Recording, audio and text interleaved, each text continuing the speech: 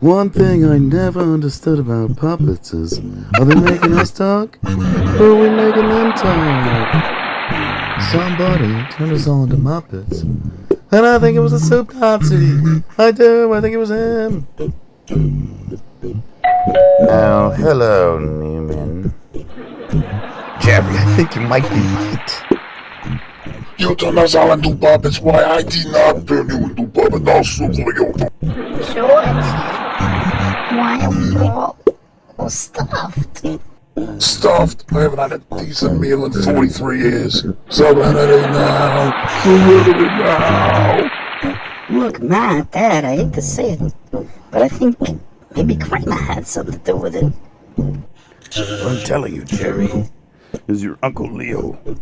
It was that Kramer. Kramer really turned us all into puppets. I mean,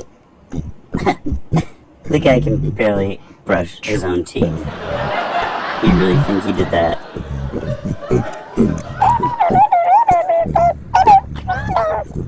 Oh yeah, you bet I did.